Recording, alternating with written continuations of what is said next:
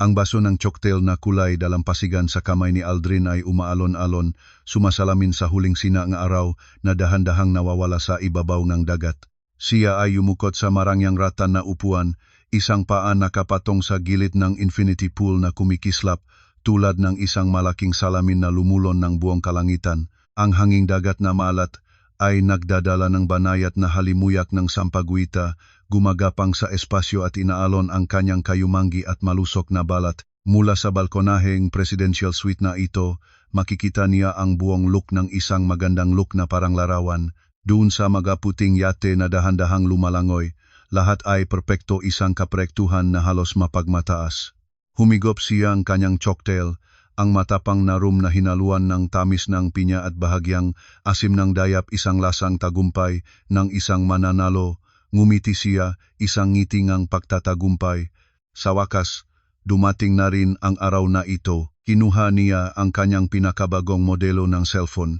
Nahanap ng numero ni Aling Chora ang kanyang ina at pinindot ang tawag. Hindi siya tumawag upang magtanong, hindi upang magulat na siya ay ligtas. Tumawag siya upang magutos upang alisin ang huling hadlang sa kanyang maliwanag na kinabukasan. Nay, ako ito. Ang kanyang boses ay walang anumang damdamin, malamig at tiyak na parang isang opisyal na anunsyo. Nay, pakinggan mo ako ng mabuti. Ang Aling Cora sa kabilang dulong linya ay marahil hindi pa nakakahon mula sa pagkabigla. Anong nangyari? Anak, wala namang nangyari. Isang bagay lang na kailangang gawin. Sinabi niya ito, ang kanyang boses ay magaan na parang nagsasalita tungkol sa pagtatapon ng isang lumang kasangkapan. Paalisin mo si Dina sa bahay ngayon din, kasama ang kanyang anak na babae. Huminto siyang isang sandali, parang bawat salita ay nagtataga ng malalim sa isipan ng nakikinig. Itapon ang lahat ng kanilang gamit sa labas ng bahay, palitan ng kandado ang pinto ngayon din. Ayaw ko pang makita silang dalawa doon kapag umuwi na ako. Hindi niya binigyan ang kanyang ina na pagkakataon na magreaksyon, at nagpatuloy siyang ibinuhos ang kanyang perpektong plano ng may boses na puno ng kasiyahan sa sarili. Mag-asawa na ako ulit, Nay. Si Fina, anak ng chairman na partner ko ngayon. Buntis siya. Lalaki ang unang apo na lalaki para sa ating pamilya. Kailangan kong bigyan siyang katayuan. Maghanda ka na, dadalhin ko siya sa bahay ngayong katapusan ng linggo para makilala ang pamilya. Siguraduhing malinis ang bahay, huwag hayaang mapahiya tayo. Bagong asawa, buntis, lalaki, linisin ang bahay, lahat ay inayos niya ng perpekto sa kanyang isip. Isang plano na walang puwang para sa asawa na kasama niya sa lahat ng mga taon ng paghihirap, walang puwang para sa maliit na anak na babae na laging tinatawag siyang tatay. Nakalkula na niya ang lahat, nalimutan lang niya ang isang bagay. Ang bahay na kanyang inuutusan na linisin, mayroon pa ba siyang karapatang pasukin ito? Ha? Ano ang sinasabi mo, Aldrin? Matapos ang matagal na katahimikan, ang boses ni Aling Chora ay tumaas, ngunit hindi ang kasiyahan na inaasahan. Kanyang anak ito ay isang sigaw na lumayo, isang sigaw na puno ng pagkabigla at kawalan ng pananampalataya. Nagulol ka na ba? Nasaan ka ngayon? Alam mo ba kung ano ang nangyari dito sa bahay? Nanlabas ang nuni Aldrin. Hindi niya maintindihan ang reaksyon ng kanyang ina. Sa tingin niya, magiging sobrang masaya ang babae dahil may magiging apo siyang lalaki at isang mayamang manugang. Ano ang sinasabi mo, Nay? Seryoso ang usapan ko. Sundin mo lang ang sinasabi ko. Ayusin ko na ang lahat ng iba pa. Nagsimula siyang mawalan ng pasensya. Ayusin ang ano? Ang boses ni Aling Chora sa kabilang dulo ngayon ay hindi na sigaw, ito ay isang hagulgol, isang daing ng ganap na kawalan ng pag-asa. Mas mabuting patayin mo na lang ako, anak. At sumigaw siya sa telepono, isang pangungusap na tadhana, isang pangungusap na parang malaking martilyo na tinamaan ng diretso ang korona ng kaluwalhatian na kararaos lamang na iguhit ni Aldrin para sa kanyang sarili at winasak ito sa daan-daang piraso. Ibinenta ng asawa mo ang bahay. Ako ay kararaos lang na itapon sa labas na bahay. Ang basong cocktail sa kamay ni Aldrin ay nahulog, nabali sa sahig na gawa sa mamahaling Italian tiles. ang likidong kulay orange ay lumaganap tulad ng isang genggeng dugo sa ilalim ng takip silim. Umunog ang kanyang magatainga. Hindi na niya marinig ang tunog ng alon ng dagat o ang malamyos na musika, na iwan lang ang mga salitang kanyang ina na umaalingaong nagbubutas ng malalim sa kanyang isip tulad ng isang drill. Ibinenta na ang bahay. Tinapon sa labas. Paano iyon maring mangyari? Paano maring mangyari ang ganyan? Nakatayo siya ng walang galaw. Ang kanyang mukha na dati ay nagpapakita ng tagumpay ay naging gulat. Pagkatapos ay namutla sa takot. Ang langit sa malayo ay patuloy na maganda ng walang habag. Ngunit ang kanyang mundo, ang perpektong mundo na kanyang itinayo ay gumuho ng ganap sa loob ng isang sandali lamang. Mahal na mga mambabasa, ang kwentong inyong sinisimulan ay maaring naglalaman ng mga pangyayaring katang-isip, nilikha at isinulat ng may tulong ng artificial intelligence. Ang aming layunin ay walang iba kundi magdala sa inyo ang isang emosyonal na paglalakbay na punong drama habang naghahatid ng malalim na aral tungkol sa katauhan ng tao, sa halaga ng sakripisyo, at sa nakatagong lakas sa lubang bawat babae kapag naitulak sa dulong kanilang pagtitiis. Umaasa kami na sa bawat bahaging kwentong ito, makakahanap kayo ng simpatiya at mayroon kayong makabuluhang pagninilay. Ngayon ang bangungot ng isang traidor ay nagsisimula pa lamang talaga. Bahagi 2. Ang pagkabigla mula sa tawag ng kanyang ina ay nakpahinto sa hakbang ni Aldrin. Nagugoy-ugoy siya at humawak sa transparent na glass na railing ng balkonahe. Sinusubukang huminga, ngunit ang sariwang hangin ng dagat ay tila hindi makarating sa kanyang dibdib na naipit. Ibinenta ang bahay. Si Dina Santos, ang mapagpakumbabang at matisin na asawa niya, ang taong lagi niyang akalaing madali niyang mapapalakat tulad ng isang manika. Paano kaya niya nagawang gawin ang isang bagay na ganito? Saan nagmula ang kanyang pirma? Sa gitnang kanyang pagkabigla, ang maalalang 8 taong pagsasama ay bigla na lang bumalik. Hindi ang matamis na mga alaala kundi isang serye ng mapakana at pagsasamantala na maingat niyang itinatago.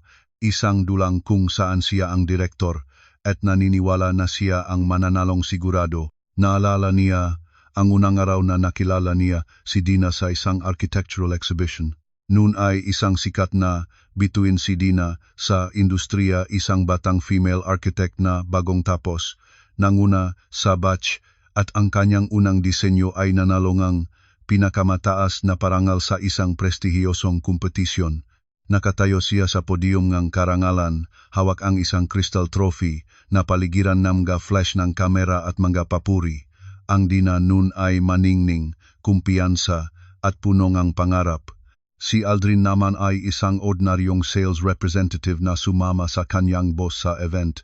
Lumapit siya kay Dina ng may maayos na hitsura, ng may mga salitang matamis na parang pumuputa ng pulot sa tainga, ng may pagpapahalaga sa talento ni Dina na tila totoong kagulat-gulat. Sinabi niya na siya ay nabihani sa katalinuhan at kalayaan ni Dina, na hindi pa siya nakakita ng babaeng kasintanda niyang kasabay ng ganda ay may husay pa. Siya ay hindi katulad ng mapagmataas na lalaki na walang ibang alam kundi magpakitang gilas. Nagbibigay siya sa kanya ng pakiramdam ng isang lalaking talagang nakakaunawa at nagpapahalaga sa kanyang kaluluwa. Si Dina, isang babae na kilala lang ang matuwid na linya at mga sulok ng semento at bakal, ay ganap na natunaw sa harap ng kadakilaan at init na iyon. Ang kanilang pag-ibig ay dumating ng mabilis tulad ng isang bagyo, at si Dina, sa kalasingan ng kaligayahan, ay ibinuhos ang lahat ng mayroon siya upang itayo ang isang tahanan. Ang bahay, isang maliit na villa sa isang bagong subdivision, ay hindi lang bato at semento.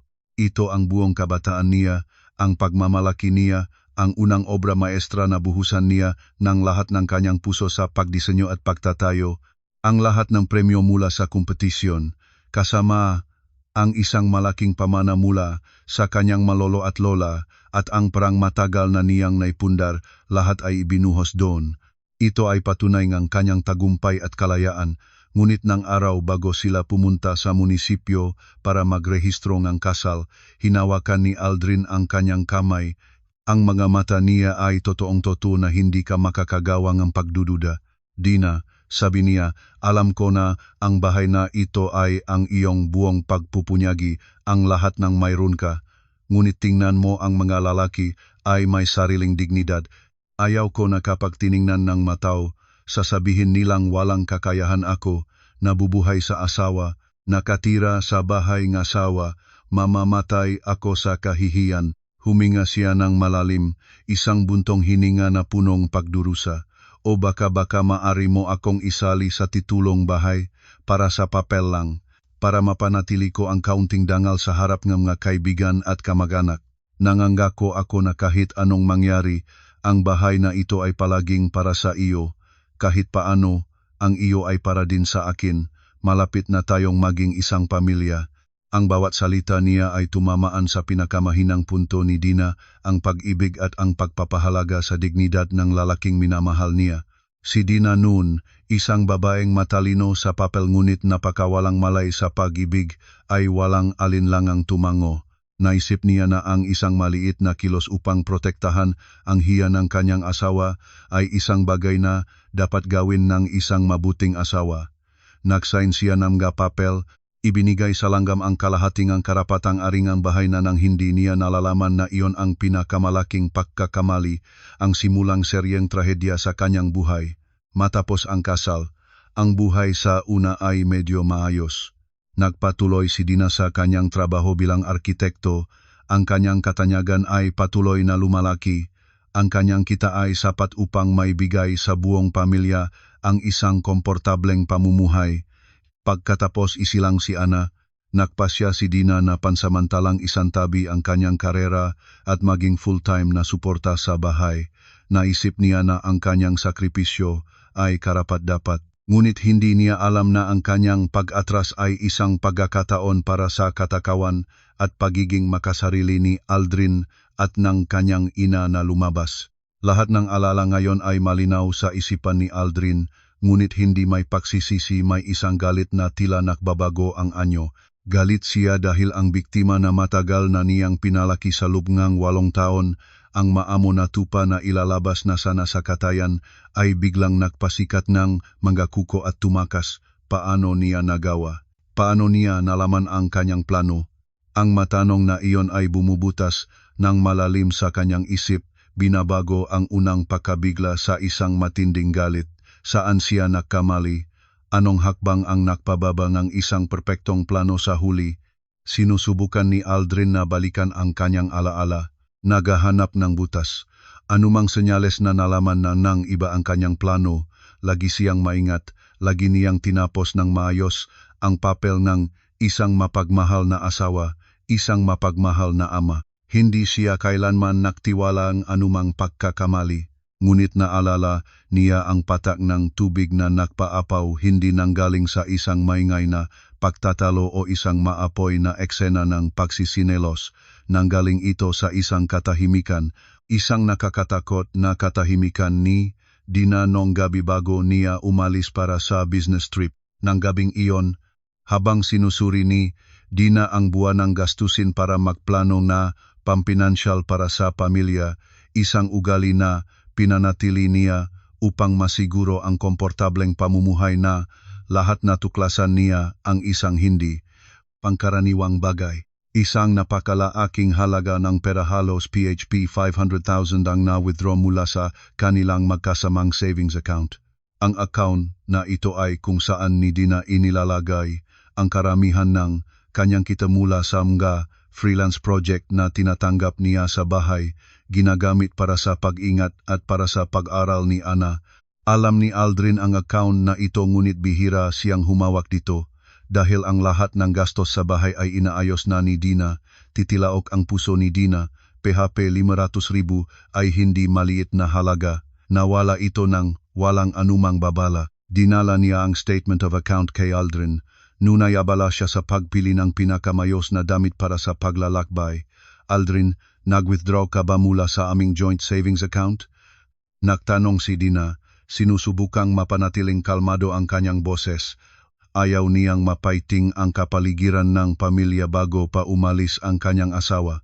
Nagulat ng bahagya si Aldrin, isang napakaliit na pakagulat na kung hindi mo papansinin ng mabuti ay hindi mo makikita. Ngunit mabilis niyang nabawi ang kanyang natural na anyo. Lumingon siya at lumapit upang yakapin si Dina. Isang yakap na pagkatapos ay nalaman niyang puno ng pakukunwari at pakana. Nakalimutan ko pala na sabihin sa iyo, ilang araw na ang nakalipas. Nakita ko ang isang matandang kaibigan. Mayroon siyang napaka-promising na real estate investment project sa Palawan. Mataas ang kita, anak. Nagpasya akong i-withdraw ang pera para mag-invest kasama siya para ito ay isang investment para sa kinabukasan ng ating pamilya. Akala ko, hihintayin ko na may resulta na bago ko surpresahan ka. Hindi ko inakala na matutuklasan mo agad. Ngumiti siya at marahang pinisil ang ilong ni Dina. Ang asawa ko talagang maingat na tagapag-ingat ng pera. Ang paliwanag niya ay tila makatotohanan, matamis at puno ngang magandang pananaw tungkol sa kinabukasan. Ngunit hindi maintindihan ng babae ang likas na pakiramdam ng isang babae, ang pakiramdam ng isang arkitektong laging nangangailangan ng katumpakan at lohika sa lahat ng bagay ay nagsabi sa kanya na may hindi tama. Anong proyekto ang nangangailangan ng pera ng ganyan kabilis? Hindi ba sinabi mo kamakailan na ang real estate market ay nagpapabagal? Bakit hindi mo ako kinausap bago magpasya sa ganoong malaking halaga? Nagtanong muli si Dina, ang kaunting pagdududa ay hindi na niya mapigilan sa kanyang boses. Bahagyang naputol ang ngiti sa labi ni Aldrin. Bumitaw siya kay Dina. Ang kanyang mukha ay nagsimulang magpakita ng hindi kasiyahan, isang hindi kasiyahan na hindi na niya itinatago sa mga nakaraang buwan. Dina, nagsisimula ka na namang mag-alinlangan. Nagtatrabaho ako ng husto sa labas. Hinaharap ang napakaraming pressure, lahat para lang bigyan kayo ng mas mabuting buhay. Kailangan ko pa bang iulat ang bawat detalye sa iyo? Wala ka bang tiwala sa akin? Ang dalawang salitang walang tiwala ay lumabas tulad ng matalas na kutsilyo. Iyon ang sandata na lagi niyang ginagamit kapag gusto niyang takpan ang isang bagay. Alam niya na mahal siya ni Dina at ang pinakatakot ni Dina ay ang mapasakit niya ito. Ang takot na ituring siyang isang asawang hindi maawain at walang pag-unawa. Tulad ng dati, natahimik si Dina. Sinisi niya ang kanyang sarili sa pagiging sobrang sensitibo, sa pagdududa sa asawang labis na nagmamahal sa kanya. Ngunit ng gabing iyon, hindi siya makatulog. Ang masinabi niya ay patuloy na lumitaw sa kanyang isip. Ang hindi pangkaraniwang hindi kasiyahan niya ng matanong ay nahasik sa puso niya nga isang binhinga pagdududa na hindi mapawi. Kinabukasan, nang nandoon na si Aldrin sa paliparan, matapos na gampanan ang papel ng mabuting asawa na nagpaalam sa asawang alis sa biyahe, ginawa ni Dina ang isang bagay na hindi pa niya kailanman nagawa noon. Nagtipon siya ng lahat ng kanyang lakas ng loob at tinawagan ang pinakamagandang kaibigan ni Aldrin, ang taong sinabi niyang kasama niya sa investment. Ang sagot ng kaibigan ay nagpahinto sa kanya ng ganap, para bang ang buong mundo sa ilalim ng kanyang paa ay gumuho. Anong project sa Palawan?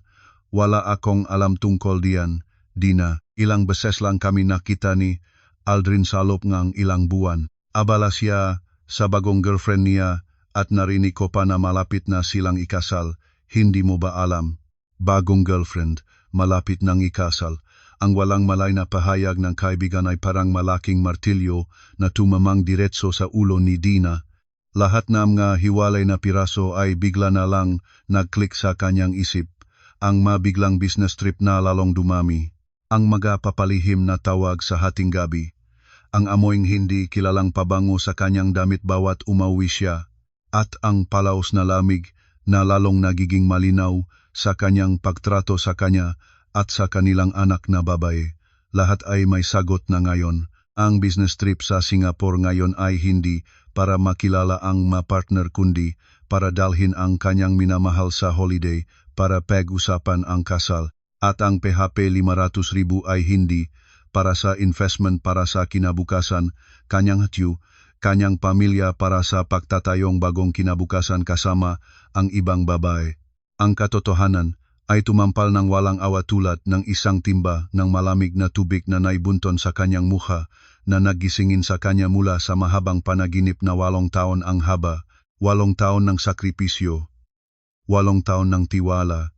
Lahat ay kapalit lang ng isa pang kasinungalingan at kitang-kitang pagtataksil. Ang sakit at galit ay umapaw sa loob niya, akala ay maaring ibuwal siya. Ngunit hindi nang makita niya si Ana na walang malay na naglalaro, nalaman niya na hindi siya maaring bumaksak.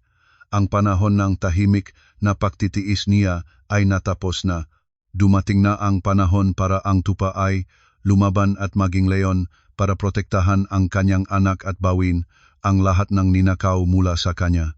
Ang unang sakit ay mabilis na lumipas, nagbibigay daan sa isang malamig na kalinawan na nakakatakot. Hindi siya umiyak, ni wala siyang winasak na kasangkapan. Ang luha ngayon ay isang luho at walang silbi.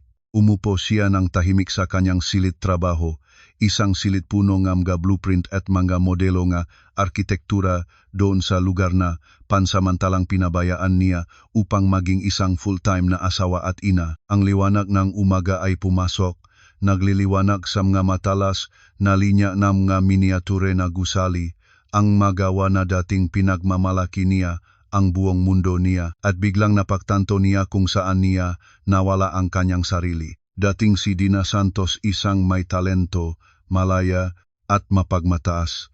Ang kanyang pagsuko at bulag na sakripisyo ang nagbago sa kanya sa isang mataba na biktima sa mata ng isang mangangaso na nagbalat kayo ng asawa. Ngunit ngayon ang lahat ay nagbago na. Ang mangangaso ay nagunmask na at ang biktima ay nagpasyang hindi na tumakas pa. Magtatayo siya ng isang bitag na mas malaki. Isang bitag na maingat at tumpak na itinayo tulad ng isang architectural drawing. Isang bitag na kapag naksnap, hindi na sila kailanman makakaalis. Hindi siya nakmadaling tawagan si Aldrin para gumawa ng gulo, ni hindi siya pumunta sa babae para makipaglaban. Alam niya na ang paggawa nito ay bababa lang ang kanyang sarili at gagawin siyang isang kawawa-awang talunan sa kanilang mga mata. Ang labang ito ay hindi maaring malutas sa pamamagitan ng luha at kaingay. Kailangan itong resolbahin gamit ang bait batas at ang mapiso na sabik nila. Nagsimulang bumuo ng plano sa kanyang isip, malinaw at malamig tulad ng talim ng isang ita. Kailangan niyang bawiin ang lahat ng sa kanya, hindi lang ang bahay kundi ang karera, ang karangalan, at higit sa lahat, ang kinabukasan ng kanyang anak na babae. Hindi niya hahayaan na si Ana ay palakihin ng may mapagsinungalingang ama at masamang lola. Karapat-dapat ang bata sa mas magandang buhay, isang buhay na puno ng katapatan at pagmamahal. Ang gunang hinawa niya ay makipag-ugnayan kay Abogado Manning Santos, ang pinakamahusay na abogado sa lungsod sa larangan ng civil at real estate at isang matandang kaibigan ng kanyang ama. Nagtitiwala siya sa kanyang husay at profesionalismo. Nagset siya nga appointment ngayong hapon sa isang tahimik na tindahan ng kape. Ibinuhos niya ang buong kwento niya mula sa ginastusan niya sa pagtatayo ng bahay, ngunit napakanalbong pumayag na isali si Aldrin sa titulo hanggang sa mapatunay ng panlilinlang at ang plano na itapon ang kanyang anak at siya. Hindi niya itinatago ang anumang bagay, kahit ang kanyang sariling katangahan at pagkabulag. Nang marinig ang lahat, tumahimik si Abogado Manning ng ilang sandali. Tumingin siya kay Dina, may simpatiya at paganga sa kanyang mata. Dina, sa legal na aspeto, ito ay isang medyo masamang sitwasyon. Ang bahay ay nabuo sa panahon ng kasal at may pangalan ng mag-asawa, kaya itinuturing itong joint property. Kahit napatunayan mo na ang karamihan ng pera ay galing sa iyo, ang pagbabahagi ay magiging napaka-komplikado at matagal, at siguradong hindi siya madaling sumangayon. Ano ang gagawin ko, Tito? Hindi ko maaring mawala ang bahay, iyon ang lahat ng mayroon ako para sa aking anak na si Ana. Ngumiti si Abogado Manning, isang ngiting punong lihim at katalinuhan. Ang batas ay palaging may mga daanang para sa mga may utak. Dina, nakasali siya sa titulo, ibig sabihin may karapatang siya sa kalahating ang bahay. ngunit ibig din sabihin, kung may nakasulat na pahintulot mula sa mag-asawa, ang bahay ay ganap na maaring ibenta ng legal. Isang matapang na ideya ang kumislap sa isipan ni Dina. Isang ideyang ilang araw lang ang nakalipas ay hindi niya kailanman mapangarap. Ibig sabihin, maaari ko bang ibenta ang bahay nang wala siya? Tama. O dokumento ngang pahintulot sa pagbebenta ngang bahay. At ang pirma ay dapat na notaryo ng wasto. Ngunit paano? Nasa Singapore siya kasama ang kanyang minamahal. Paano siya makakapirma? At kahit maari, kailanman hindi siya papayag na ibenta ang tahanan na balak niyang agawin. Dito na kailangan mong gamitin ang giyong talino at galing sa pagarte. Sinabi ni Abogado Manning, ang kanyang boses ay puno na hesigla. Abala siya sa kanyang sariling plano, tiyak na magiging mapagmataas at magmamasid sa iyo. Gumawa ngang bitag isang sapat na nakakaengganyo na dahilan para lagdaan niya ang papel ng walang kahina-hinala, gamitin ang kanyang sariling katakawan. Ang pag-usap kay Abogado Manning ay nagbukas ang landas para sa kanya ang nag-isang paraan out. Alam na niya kung ano ang gagawin. Opisyal nang nailunsad ang plano para linisin ang kanyang buhay. Hihintayin niya ang tamang sandali. Ang pagkakataon ay dumating ng mas mabilis kaysa sa naisip niya, para bang ang tadhana mismo ay gustong tulungan siyang may patupad ang hustisya. Nang gabing iyon, si Aldrin mismo ang nag-video call sa kanya. Marahil gusto niyang suriin kung nakpacham daw na siya pagkatapos ng misunderstanding tungkol sa PHP 500,000 at para rin patuloy na gampanan ang papel ng isang modelong asawa na naka-business trip. Lumabas siya sa screen ng may background na marangyang hotel room ngunit sadyang nagsinungaling na ito ay conference room ng kumpanya ng partner. Kinuha niya ang ginagawa ng gabing iyon para makapirmahan agad ng kontrata. Nagtanong siya tungkol kay Dina at sa anak ng may matamis na tono na nakakasuka sa sobrang pagkukunwari. Nakipagtulungan din si Dina sa pagganap ng perpekto isang kasanayan na hindi niya alam na mayroon siya hanggang hindi siya natulak sa dulong pader. Nagpapakitang malungkot at pagod, sinabi niya na nag-isip siya ng marami at naramdaman niyang may pagkakamali siya sa pagdududa sa kanya. Ikinwento niya ang tungkol kay Ana sa bahay. Ang bata ay kailangan ang tatay at sabik siyang makauwi. Bawat salita niya ay punong kahinaan at pag-asa, eksaktong imahe ng asawang lagi niyang gusto makita. Matapos ang pekang pagbubukas ng puso, nang makita niyang ganap na nag-relax si Aldrin, nagsimulang mag-abot si Dina ng kanyang pain. Isang pain na maingat na kinalkula hanggang sa pinakamaliit na detalye. Aldrin, sabi niya, ang boses ay may kaunting pag-alangan para bang nagsasabingang malaking lihim. Ilang gabi na akong hindi nakatulog hindi lang dahil sa pag-miss sa iyo, meron akong napakalakas na oportunidad sa negosyo. Eksaktong tulad ng hula niya, nagliwanag ang mga mata ni Aldrin. Ang katakawan ay isang instinct na hindi maaring itago. Mabilis siyang nagpakitang interesado, yumukot patungo sa screen. Anong oportunidad? Ikwento mo. Magaling ka talaga kahit nasa bahay ka nakahanap ng oportunidad sa negosyo. Isang proyekto ng eco-resort sa Boracay, Aldrin. Isang malaking dayuhang grupo ang mag-invest. Mayroon akong kilalang ate na nagtatrabaho doon. Sinabi niya na naghahanap sila ng natatanging disenyo na may malakas na Filipino touch. Nakita na niya ang aking lumang nga disenyo at nagustuhan nito. Sinabi niya na kung sasali ako, mataas ang tsansa na mapanalunan. Gumuhit si Dina ng napakakaakit-akit na larawan isang internasyonal na proyektong akma sa ambisyon ng isang arkitekto. Grabe, totoo ba iyan? Ang galing mo, sumigaw si Aldrin. Totoong excitement ang nasa kanyang boses. Kung manalo ang bid, ano ang mangyayari? Kung manalo, sabi ni Dina, sadyang binalaan ang boses. Hindi lang ang reputasyon ko ang tataas sa bagong antas ang kita. Napakalobo. Malaki ito, Aldrin. Malaki ng sapat para makabili tayo ng ilang bahay pa. Sadyang binanggit ni Dina ang isang napakalaking halagang, kita isang halagang sapat para sa isang masakim tulad ni Aldrin ay magmulat ng mata, ngunit may problema. Anong problema? Sabihin mo, hahanap tayong paraan.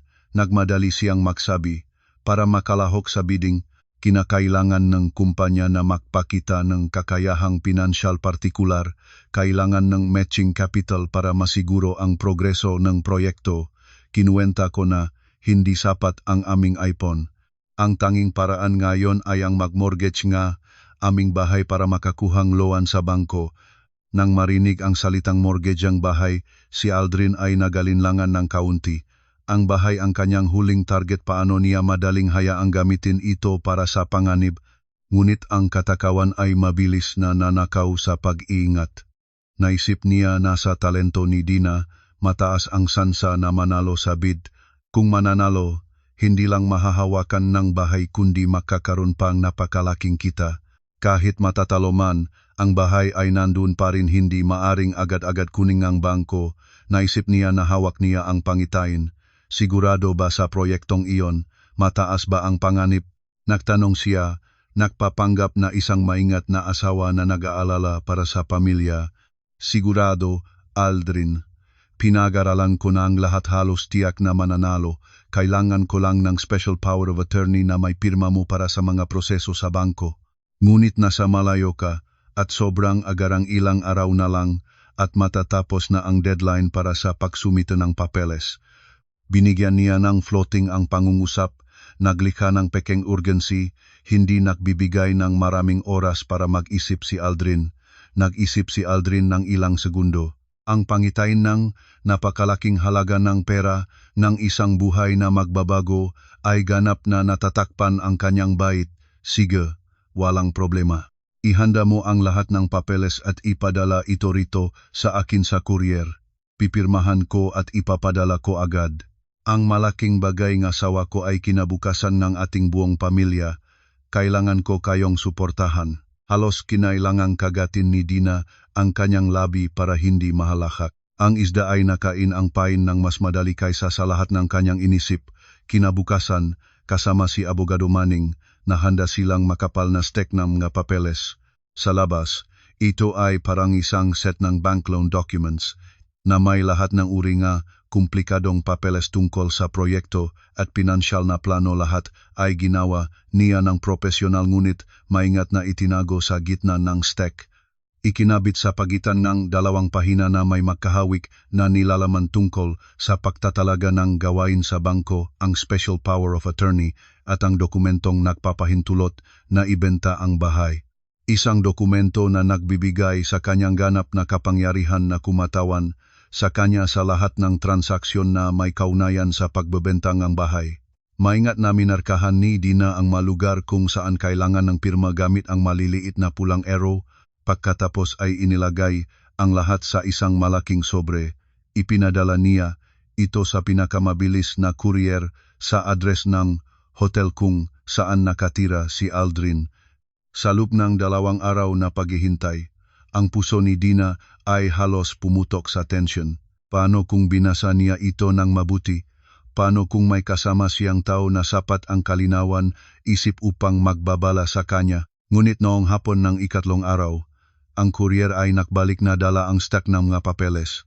Bukas kamay at nanginginig ang mga kamay ni Dina at naroon na sa lahat ng posisyon na kanyang minarkahan, kasama na ang pahina ng kontrata sa pagbebenta ng bahay may pirma ni Aldrin, malinaw at tiyak. Ang pirma ngang isang taong abala sa pangarap ngang kayamanan at hindi nakakaalam na sarili niyang nilagdaan ang hatol na nagwawakas sa kanyang sariling pakana. Tumingin si Dina sa pirma. Sa kanyang puso, wala ni bahit ng galak, suka-suka lang.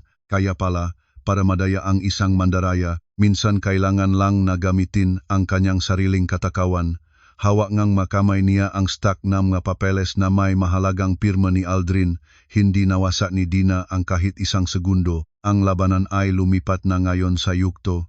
Nang bilis isang karera laban sa oras. Alam niya na kailangan niyang kumilos ng mabilis bago mapagtanto ni Aldrin ang anumang kakaibang bagay o bago matapos ang kanyang business trip at makauwi. Bawat araw na lumipas ay isang panganib. Agad na nakipag-ugnayan siya sa isang malaking real estate company, isang pinakakatiwalaang kasosyo na itinuro ni Abogado Manning. Handa na silang lahat, handa na rin ang mamimili. Ito ay isang matagumpay na negosyante, kaibigan ni Abogado Manning na talagang may pangangailangan ng isang magandang bahay sa lugar na iyon at handang magbayad ng mahal para matanggap ang bahay agad. Lahat ay isinagawa ng mabilis ngunit napaka-profesional at alinsunod sa batas sa notaryos office. Sa ilalim ng saksi ng isang notaryo, ang kontrata sa pagbebenta ay nilagdaan ng hapon noon. Nilagdaan ni Dina ang kanyang pangalan ng walang alinlangan. Ang bawat sulat ay isang kalayaan, isang hiwa na nagputol ang huling tali sa nakaraan.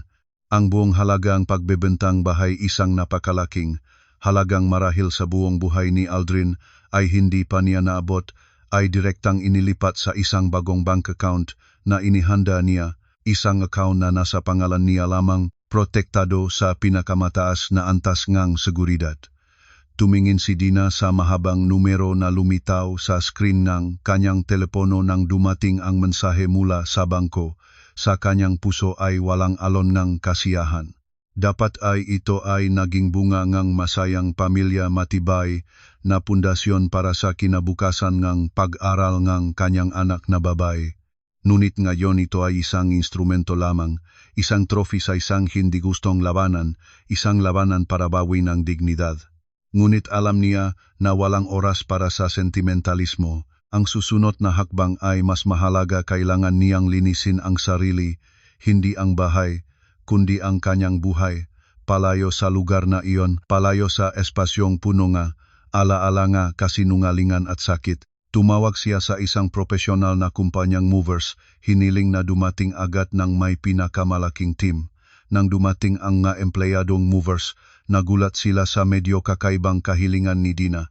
Tinuturo niya ang lahat ng gamit sa bahay mula sa mamahaling imported sofas, malaking screen TV, modernong sound system, hanggang sa koleksyon ng imported na alak, ang mga mahal na orasan na laging ipinagmamalaki ni Aldrin sa mga kaibigan. At nagsalita siya ng malinaw, walang anumang alinlangan at pagsisisi, lahat ng iyon, hindi ko ito dadalhin, maari ninyong ibenta o ibigay kahit kanino, kailangan ko lang matulungan ninyong linisin ito ng mabilis. Ang nagisang bagay na pinigil niya ay lahat ng gamit sa kwarto ni Ana, ang princess bed, ang cabinet na puno na magagandang damit, ang mga laruan at comic books. Ang buong mundo ng kabataan ng kanyang anak ay dadalhin niya, wala ni isang bagay na iwan ng kahit isa para sa kanyang sarili. Isang maliit na maleta lamang ang kanyang inimpake, ilang simpleng damit, mahahalagang personal na dokumento, at ang malumang architectural drawings. Ang mga bagay na nagpapaalala sa kanya kung sino siya bago siya naging asawa ni Aldrin, bago siya nadiliman ng titulo na asawa ng Direktor Aldrin. Ayaw niyang dalhin ang anumang bagay na maaring magpaalalang 8 taon na lumipas. Gusto niyang putol-putulin ng ganap at magsimula ng isang bagong pahina. Ang natirang gamit ni Aldrin at ng kanyang ina mula sa damit at sapatos hanggang sa mga personal na kagamitan iniwanan niya ng buo. Gusto niyang harapin nila ang kanilang sariling maresulta, linisin nila ang kanilang sariling labi nga, katakawan at kawalang katapatang loob. Sa buong prosesong paglilipat, si Aling Chora, ang biyanang babae ni Dina, ay wala kahit bahit ng hinala. Naisip lang niya na naglilinis si Dina ng bahay para sa malaking proyekto na inilalarawan ni Dina. Kahit si Aling Chora ay pumunta ng pabalik-balik, may kamay na nakaliha sa likod niya na parang nagpapakita na siya ang amo, ang tagamasit. Ang banga na iyon, punasan ng maingat kung mabali ay walang perang pambabayad sa inyo. Kayo ruwan, trabahong mabilis. Kapag tapos na, huwag kalimutang punasan ang sahig para kumintap. Katapusan ng linggo ay darating dito ang espesyal na panauhin. Tahimik lang si Dina at sumunod, sa kanyang puso ay matinding paghamak. Natutuwa ang babae sa darating na bagong manugang at unang apo na lalaki nang hindi alam na siya mismo ay malapit ng itapon mula sa palasyo na ipinagmamalaki niya sa lahat ng kamag-anak at kapitbahay. Lahat ay natapos sa luplang ng isang araw. Ang maluwag at maringal na bahay ay naging kakatwa at walang laman na tirang espasyong malamig at ang mayapa ni Dina ay nagre-referberate. Sa huling gabing iyon sa bahay, Hindi siya natulog sa master bedroom ang kwartong punungang nga kasinungalingan. Niyakap niya si Ana at natulog sa maliit na kwartong ang bata, ang nagisang kwartong nananatiling mainit. Mahigpit niyang niyakap ang anak, hinihinga ang pamilyar na amoy ng buhok ng bata. Bukas, magsisimula na tayo ng bagong buhay, anak ko. Isang buhay na wala ng mga kasinungalingan, wala ng paghamak. Kami na lang ang dalawa at nanganggako ako na ibibigay ko sa iyo ang lahat ng pinakamahusay na bagay sa mundong ito. Kinabukasan ng pagbabago ng bahay, ang langit ay kakaibang asul. Para bang nais din ng langit na linisin ang lahat ng dilim na lumikop sa buhay ni Dina sa nakaraang panahon. Maaga siyang bumangon, nahanda ngang masarap na almusal para kay Ana, ang mga paboritong pagkain ng bata. Hindi pa alam ng bata ang bagyo na paparating. Nagtatanong lang ito nang walang malay kung bakit nawala ang lahat ng gamit sa bahay. Ngumiti lang si Dina at sinabi na malapit na silang lumipat sa bagong bahay na mas maganda, isang lugar para lang sa dalawa nila. Nagliwanag ang mga matang bata ng may excitement. Pagkatapos nga almusal, dinala ni Dina si Ana sa bahay ng kanyang nga magulang para paalagan muna. Ayaw niyang makita ng bata ang kaguluhan at kapakitan na paparating. Gusto niyang mapanatiling malinis ang malambot na puso ng anak, hindi mabahiran ng mapakana at kalupitan ng mamatatanda. Bumalik si Dina sa bahay ng mag-isa. Nakaharap siya kay Aling Chora na nakaupo sa sala, ang paa nakasampa sa mesa, kumakain ng prutas habang nanunuot ng isang mapagtawang telenovela. Ang mukha ay mapanatahimik tulad ng isang reyna na nagtatamasa ng kanyang kaharian. Nasaan kinuha si Ana? Nagtanong ang babae. Ang mamata ay hindi tumitingin sa TV. Ang boses ay palaging mayabang at mapagmataas gayang dati. Dinala ko siya sa bahay ng lolo at lola niya para maglaro. Mayroon din akong gagawin sa labas ng kaunti. Sumagot si Dina ng magalang. Ito ang huling beses na kailangan niyang yumuko sa harap ng babaeng ito.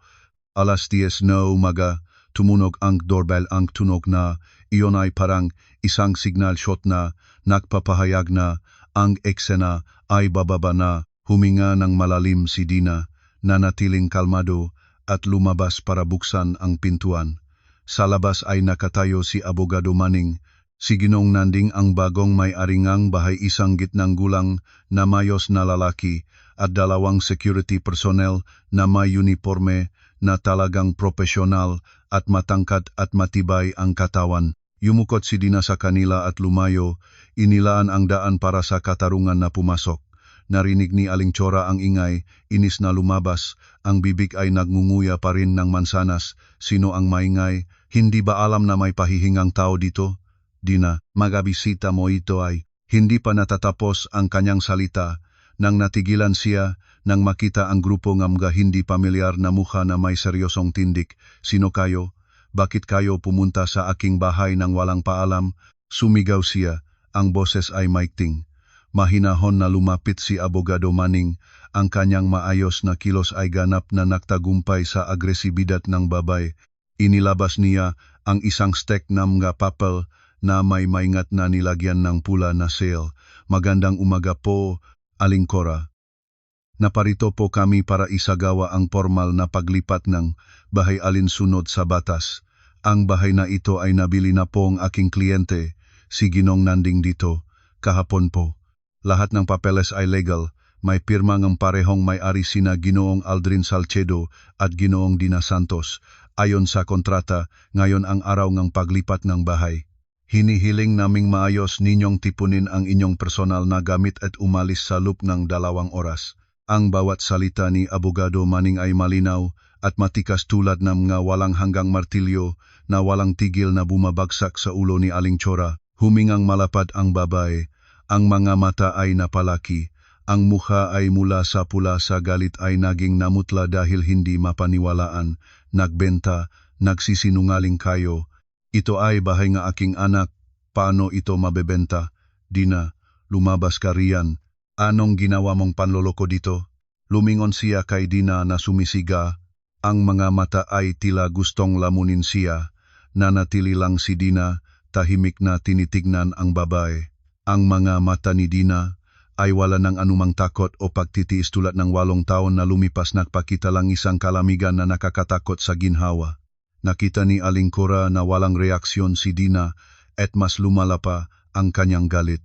Sinalakay niya si Dina, inangat ang kanyang kamay na mataba para sampalin, ngunit ang 2 security personnel ay mabilis tulad ng kidlat, humakbang at pinigil ang 2 kamayng babae, isa-isa. Pakiusap pong manatiling kalmado at makipagtulungan, sabing isa, ang boses ay seryoso at walang emosyon. Hindi maaring gawin ni Aling Cora ang kahit ano kay Dina, kaya lumipat siya sa kanyang paboritong taktika, ang pagiyak at pahampas ng sarili sa sahig. Naupo siya sa makinang na marble floor, nagpalakpak ng malakas at humiyaw ng malakas. Diyos ko, kawawa naman ako, pinalaki ko ang isang ahas, isang kaaway sa bahay ko, ang asawang anak ko ay nanloko sa asawa niya, nanloko sa biyen ng babae, nagbentang bahay ng anak ko. Sino ang makakatulong sa akin dito? Tumingin kayo rito. Ang ahas ay nakikipagtulungan sa mga tao sa labas para itapon ang biyen ng babae. Naganap ang babae ng isang perpektong eksena, ang luha ay dumanak, ang boses ay nagdaing ng nakakaawa. Ngunit sa kasamaang palad, ang mga manunot ngayon ay hindi ang mga kapitbahay na madaling linlangin kundi mga nagpapatupad ng batas.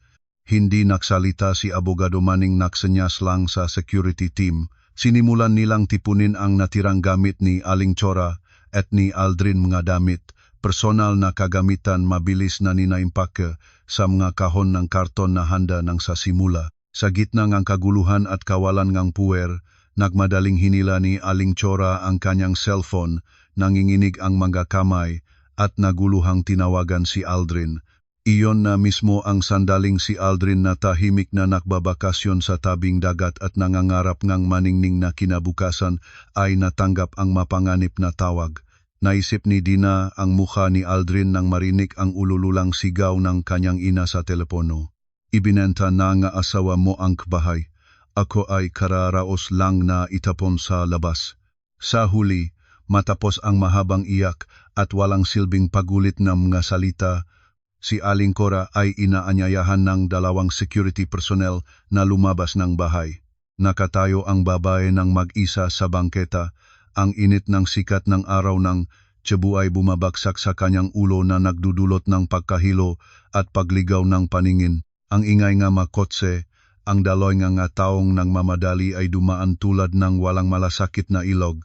Ni isa man ay hindi napansin ang babaeng gitnang gulang na nag-iisa sa tabi ng isang manggulo ng kahon ng karton na naglalaman ng lahat ng natirang ari-arian ng magina. Ilang minuto pa ang nakalipas, siya ay hari pa rin ng isang marangyang bahay, luwalhatiang nagtatamasan ng buhay ng mataas na klase. Ngayon, wala na siyang pagkakaiba sa isang taong walang tirahan, itinatapon mula sa lugar mismo na palagi niyang ipinagmamalaki sa mga kamag-anak at kapitbahay. Ang biglaang at malupit na pagbabago na ito ay hindi niya matanggap. Ang unang pagkabigla ay lumipas, nagbibigay daan sa isang galit na tulad ng bayo at isang kahihiyang walang katulad. Hinila niya ang kanyang telepono, ang makamay ay nanginginig, at naguluhang tinawagan si Aldrin muli, ngunit sa kabilang dulo ay walang madinig kundi mahabang tunog ng busy signal. Nag-off na si Aldrin, marahil siya mismo ay nasa gitnang matinding pagkabigla, hindi alam kung paano haharapin ang katotohanan ito, o mas masahol pa, ayaw siyang abalahin ng pag-iyak ng kanyang ina. Hindi makaunay sa anak, sinimulan niyang tawagan ang lahat ng mga kamag-anak at mga kaibigan. Umiyak siya at nagdaing ng nakakaawa tungkol sa nangyaring sinabing niloko siya ng manugang. Nakipagtulungan sa mataw sa labas, itinapon siya habang ang anak ay naka-business trip ng malayo. Inilipat niya ang lahat ng sisi kay Dina, inilarbas niya si Dina bilang isang makamandag na ahas, isang taong walang pasasalamat, habang siya at si Aldrin ay mga kawawaawang biktima. Umaasa siyang may tatayo para ipagtanggol siya, tulungan siyang mabawi ang katarungan, o kahit bigyan man lang siyang temporaryong tirahan. Ngunit ang sagot ay mga salitang pangal. Walang gustong makialam sa isang komplikadong sitwasyon, lalo na nang malaman nila kahit hindi ganap na ang bahay ay itinayo ng halos ng sariling dugot pawis ni Dina, hindi sila mga hangal. Hay naku Aling Cora, Ang mabagay sa pamilya ay kailangang pag-usapan ng mag-asawa, mahirap kaming makihalo. Kalma po kayo, subukan ninyong humanap ng pansamantalang tirahan at hintayin niyo pang makauwi si Aldrin. Ang pagiging malupit ng tao ay lalo pang nagpapababa sa kanyang loob at napagtanto niya na kapag wala na ang pera at posisyon, ang mga relasyon ng ipinagmamalaki niya ay nagiging walang halaga rin. Sa huli, wala na siyang ibang magagawa na lunok niya ang kanyang luha, tumawag ng isang trole, nilagay ang kanyang makahon at humanap ngang paraan pabalik sa lumang apartment sa isang mataong suburb ang lungsod.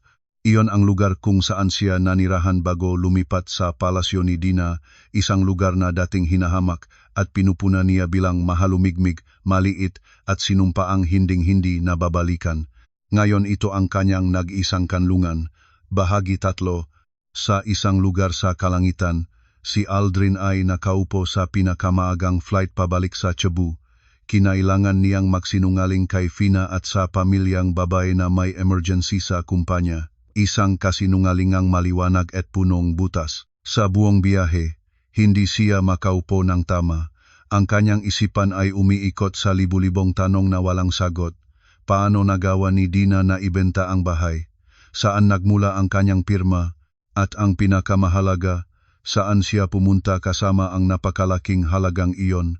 Sinubukan niyang kalmahan ang sarili na ito ay isang misunderstanding lang, na si Dina ay hindi sapat ang tapang para gumawa ngayong bagay. Marahil nagagalit lang siya dahil nalaman ang tungkol sa ibang babae, kaya ginawa ang ito para takutin siya lamang. Nagtitiwala siya na kapag umuwi siya at nagbigay ng ilang matamis na salita, lahat ay maayos na muli. Ngunit ang instinct ng isang taong sanay sa panlilinlang ay nagsabi sa kanya na ngayon, siya mismo ang niloko at sa napakahumusay na paraan.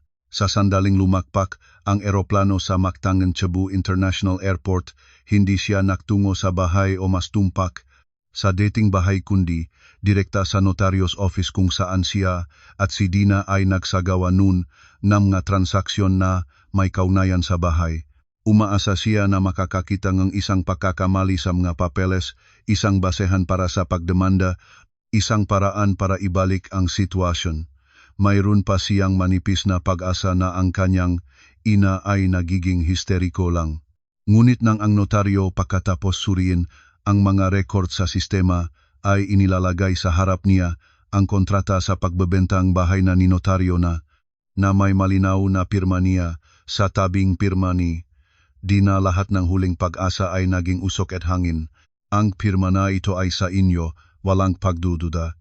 Maliwanag na sinabing notaryo, tinuturo ang pirma na napapalaki sa screen. At ito ang special power of attorney at ang dokumento ng pahintulot sa pagbebenta ang bahay.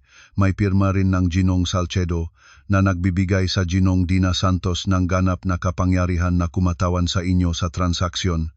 Lahat ng proseso ay ganap na legal, Ginong Salcedo.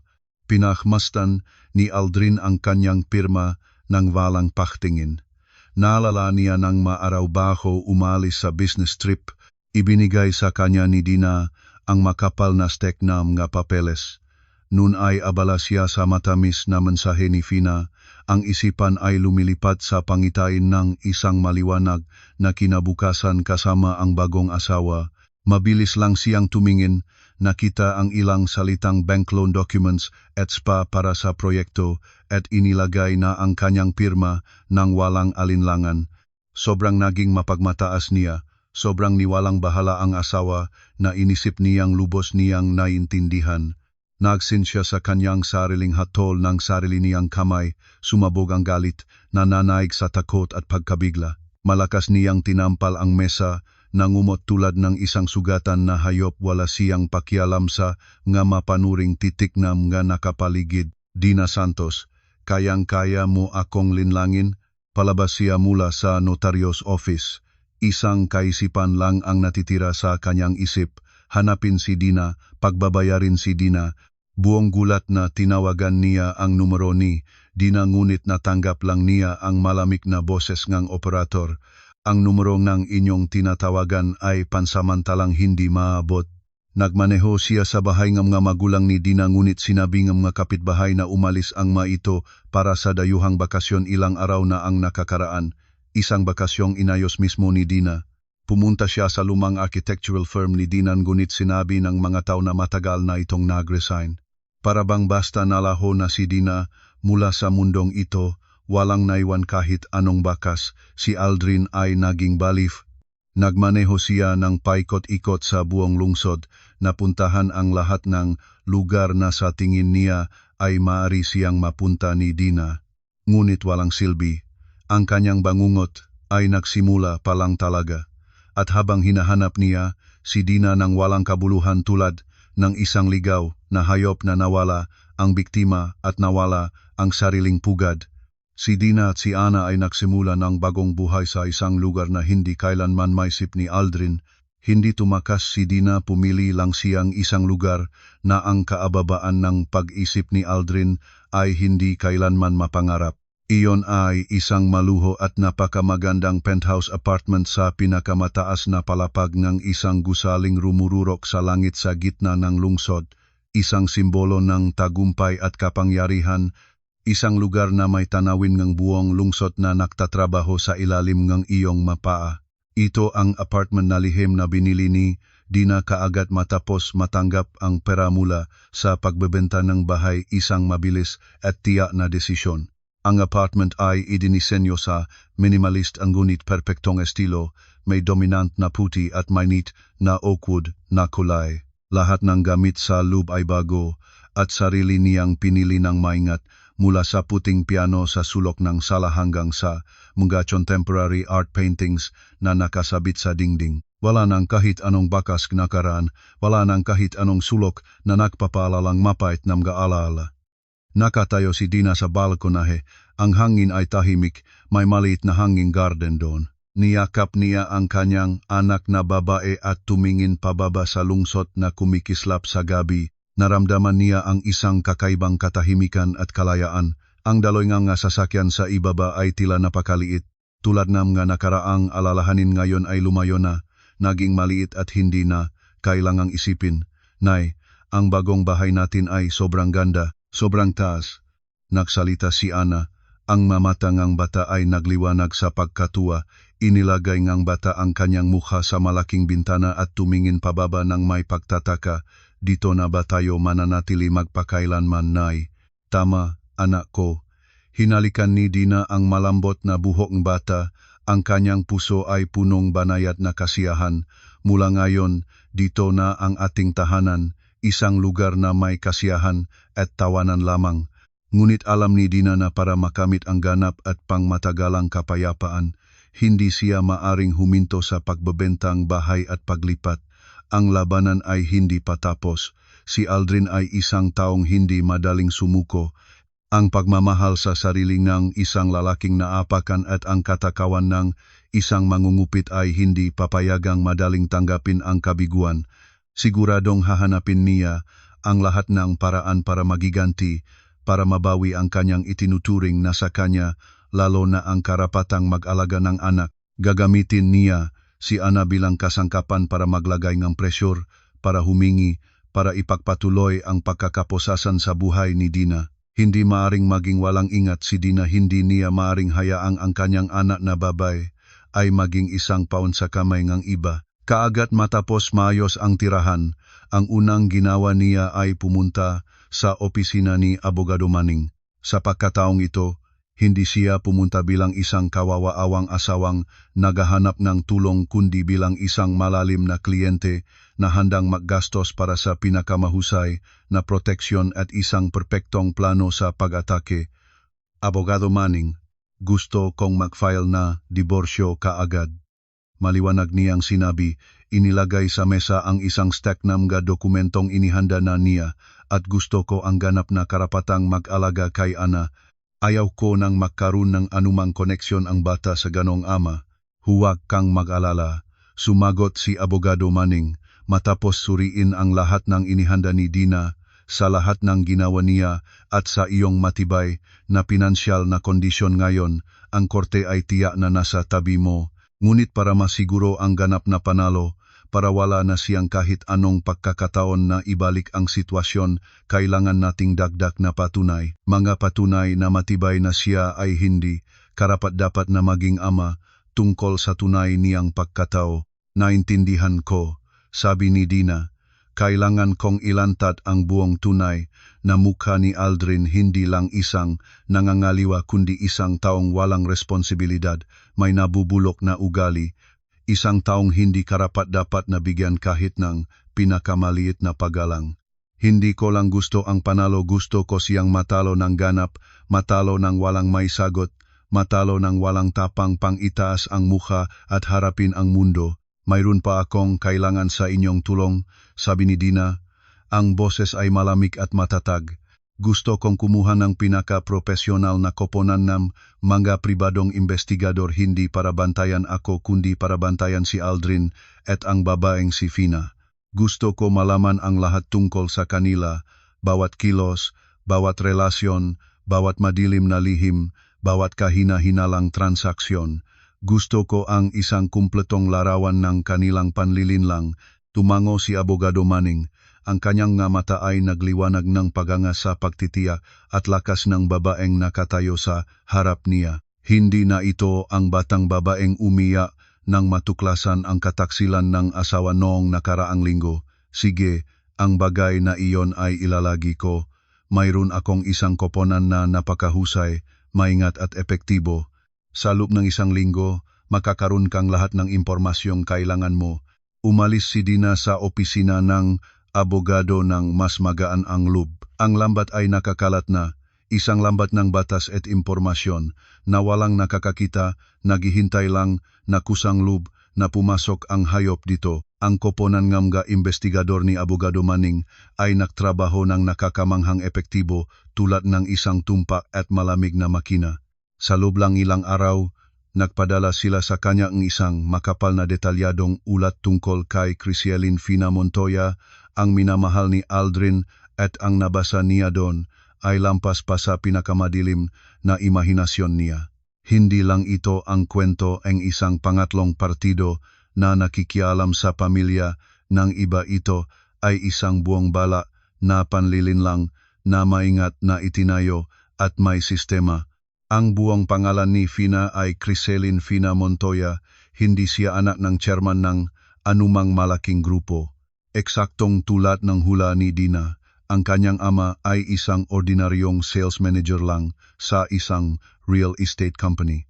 Maingat niyang itinayo ang kanyang sarili bilang isang mayamang tiyo, isang tunay na princess para madaling lumapit sa mga matabang biktima. Ang marangyang apartment na tinitirhan niya ay pinarenta, ang mga branded bags, mahal na damit, lahat ay mula sa perang nga lalaking nabihani sa kanya. Si Aldrin ay hindi ang unang biktima at hindi rin ang nag-isa.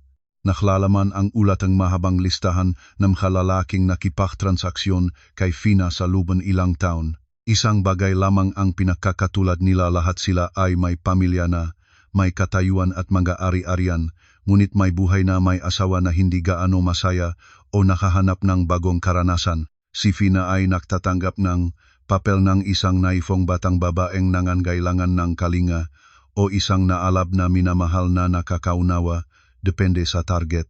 Siya ay isang bihasa sa pag-arte, isang profesional na manloloko, isang matandang lobo na nagbalat kayo ng batang tupa, hindi siya buntis. Ang ultrasound paper na ipinakita niya kay Aldrin ay pagkaginawa ng napakadelikado. Ang layunin niya sa paglapit kay Aldrin ay walang iba kundi ang target, ang kayamanan na inisip niyang mayroon si Aldrin matapos ang diborsyo kay Dina. Narinig na niya ang pangalan ni Dina sa industriya ng arkitektura, nalaman ang halaga ng bahay, at kasama si Aldrin ay gumawa ng isang perpektong dula, at si Aldrin ang nakihing matalino sa kanyang sariling pagtingin. Ang nagiging mangangaso ay ang pinakabobo na manika sa kamay ng isang mas matalinong manloloko. Naisip niya na siya ang naghahanap ng isang gintong minahan, ngunit sa katunayan, isang kasangkapan lang siya para kay Fina na humukay ng ibang gintong minahan. Ngunit ang pinaka-nagulantang sa kanya, ang pinaka-kadiri-diri sa kanyang naramdaman, hindi ang tunay na mukha ni Fina, kundi ang mga larawan mula sa security camera ng resort kung saan nagbakasyon sina Aldrin at Fina. Mga larawang nagpapakita na bukod kay Aldrin, si Fina ay lihim na nagtatakpo sa ibang lalaki sa loob ng kanilang bakasyon kadalasan kapag nasa pulong si Aldrin sa mga kasosyo. Ang lalaking iyon ay walang iba kundi ang anak ng tunay na chairman ng real estate group, isang kilalang playboy at ang nag-iisang tagapagmana. Kaya pala si Aldrin ay isang paon lamang, isang pansamantalang pondo, isang lalaking nabiyani na madaling pagutos. Habang ang tunay na target ni Fina ay ang manananahanan. Kasabay na ginagamit niya ang mga regalo at mga biyahe na ibinibigay ni Aldrin para magmukha siyang may klase at patunayan ang kanyang katayuan sa tunay na mayayamang minamahal niya. Tiningnan ni Dina ang mga larawan, ang mga statement ng transaksyon sa pagitan ni Fina at ng ibang mga lalaki, ang mga patunay ng isang dobleng buhay na puno ng pandaraya sa kanyang puso ay isang halo ng mga damdamin. Hindi siya naramdamang masaya dahil niloko si Aldrin, naramdaman lang niya ang isang kapaitan na halos nakakatawa. Ang traidor ay sa wakas ay na traidor din. Sinubukan ng Dina na ipadala ang buong ulat kay Abogado Manning. Pagkatapos basahin ni Abogado Manning, umiling-iling siya at huminga ng malalim. Talagang isang komplikadong dula. Ang puso ang tao ay talagang hindi maaring hulaan. Ngunit ito ay magandang balita para sa atin. Kapag nalaman ni Aldrin ang tunay na mukhang babae na iyon, hanap siyang mababaliktad. At kapag ang isang lalaki ay sabay-sabay na nawalan ng pag-ibig, tiwala at pera, magiging napakamapanganib siya, ngunit magiging pinakamalaking pagkakamali niya ang gagawin niya. Eksaktong tulad na hula ni Abogado Manning, habang si Aldrin ay nagpupumilit sa gulo na kanyang nilikha, nahihintay pa rin sa isang buhay kasama ang mayamang bagong asawa. Ang masusunod na parusa ay dumating na. Haharapin niya ang hindi isa kundi dalawang malupit na katotohanan nang sabay-sabay, isang matinding suntok sa kanyang karera at isang matinding suntok sa kanyang ilusyon ng pag-ibig. Bahagi 4. Nang sa wakas ay naging ganap na mabigla si Aldrin dahil sa nawala ang bahay at hindi mahanap si Dina, nakapit pa siya sa dalawang huling pag-asa tulad ng isang nalulunod na tao na kumakapit sa putol na tabla. Ang kanyang karera at ang mayamang bagong asawa. Naisip niya na sa suporta ng biyenang lalaki, isang chairman ng isang malaking grupo, maaari siyang muling magsimula, mas maganda pa kaysa dati. Hindi pa niya alam na ang dalawang pag-asa na ito ay mga ilusyon lamang at hindi ko siya binigyan ng kahit anong pagkakataon para magpatuloy sa kanyang mga panaginip. Kaagad matapos makuha ang napatunay ngang immoral na pamumuhay ni Aldrin, nagsulat na si Dina ng isang liham. Isang liham na maingat na pinag-isipan hanggang sa bawat salita. Hindi siya sumulat bilang isang asawang napagtaksilan na naghahangad ng paghihiganti. Ang paggawa nito ay magpapakita lamang na ang komplikasyon ay dahil sa damdamin. Sumulat siya bilang isang malaking kasosyo, isang arkitekto na may reputasyon at impluensya sa industriya na konstruksyon. Ang liham ay direktang ipinadala sa chairman ng board of directors at sa buong senior management ng construction company kung saan nagtatrabaho si Aldrin, isang kumpanya na mismo niyang itinangkilik at sinagot para makapasok si Aldrin. Sa liham, walang ni isang salitang ang personal na reklamo, walang ni isang panunumbat. Inilarawan niya ng propsyonal at malamig ang tungkol sa kanyang pagkabigo at malubhang pag-alala bilang isang tumangkilik at sumuporta kay Ginong Aldrin Salcedo. Nidiin niya na ang kanyang personal na reputasyon ay nakakabit sa taong kanyang itinangkilik at ang mga kilos ni Aldrin ay negatibong nakakaapekto sa tiwala na iyon. Nagatat siya ng ilang patunay na magaan ngunit sapat ang lakas, ilang malinaw na larawan na nagpapakita ang kanyang mahalik at yakapan kay Fina sa oras ng trabaho sa mga lugar na bahagi ng proyekto ng kumpanya. At ilang impormasyon tungkol sa kanyang paggamit ng posisyon bilang project director para paboran ang mga subcontractor na may personal na koneksyon na nagdudulot ng pagkalugi sa kumpanya. Mga impormasyong tumpak at tiyak na ibinigay ang koponan ng mga investigador. Tinapos niya ang liham ng may isang pangungusap na puno ng bigat, isang babala na hindi mapagot pagaling.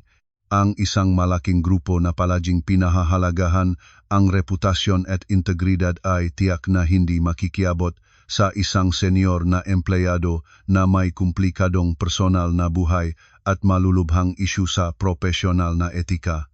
Ang liham ni Dina ay parang isang bombang may orasan na nakalagay sa mesa ng pamunuan.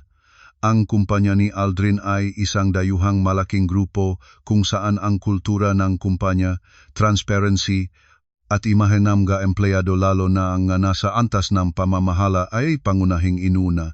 Hindi sila maaring magtagubilin sa harap ng babala na nanggagaling sa isang mahahalagang kasosyo kinabukasan. Nang pumunta si Aldrin sa opisina ng may kalitong isipan, ang kanyang ulo ay patuloy na umiikot dahil sa nawala ang bahay agad siyang inanyayahan sa HR department. Doon, walang mahabang paliwanag, walang pagkakataon na ipagtanggol ang sarili. Inilagay nila sa harap niya ang isang desisyon ng kaagad na pagpapalabas.